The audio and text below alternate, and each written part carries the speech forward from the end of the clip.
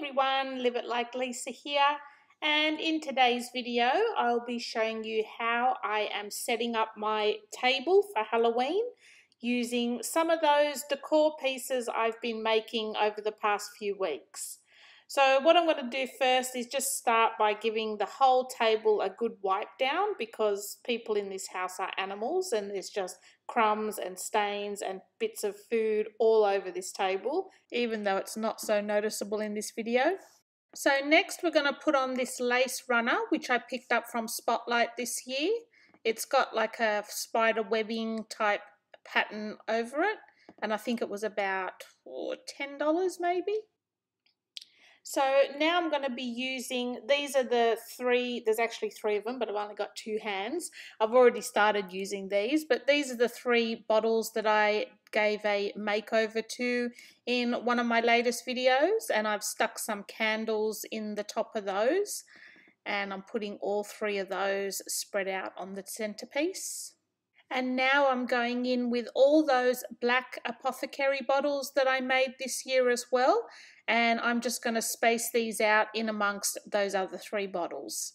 These two skulls I picked up from, I'm pretty sure it was the Reject Shop last year.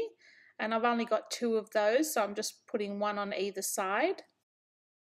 And now I'm adding these little white pumpkins, which I picked up off, pretty sure it was either eBay or AliExpress, and I think you got a pack of about 8 different sized ones for maybe $6. It was pretty cheap. I'm thinking of picking up another packet and having them there ready for next year as well. So I'll just sort of space these pumpkins in amongst the bottles. Now I'm just going in with some black roses. These, again, I think I picked up from either the Reject Shop or maybe AliExpress. Super cheap. And I just pretty much snapped the buds off them, and I'm just placing them in amongst all the decorations already on the table. And now I'm just going in with a few branches and twigs, which I pretty much picked up out of my garden. And I'm just threading those in amongst all the bottles and pumpkins, just to give it a bit more of an eerie sort of feel. So for the table setting itself, I'm using these charger plates, which I made in one of my recent DIYs. I will leave a link to all these videos in the description box below if you're interested. So I made 4 of these.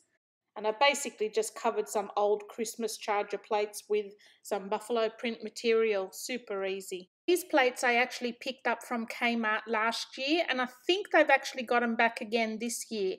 And to me, they've just got like that sort of skeleton bone vibe about them. And these smaller plates, again, were from Kmart.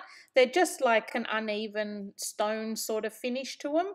And I just like the contrast that they bring to the table setting. So for the napkins, I've just got some plain black napkins, which I picked up from Kmart.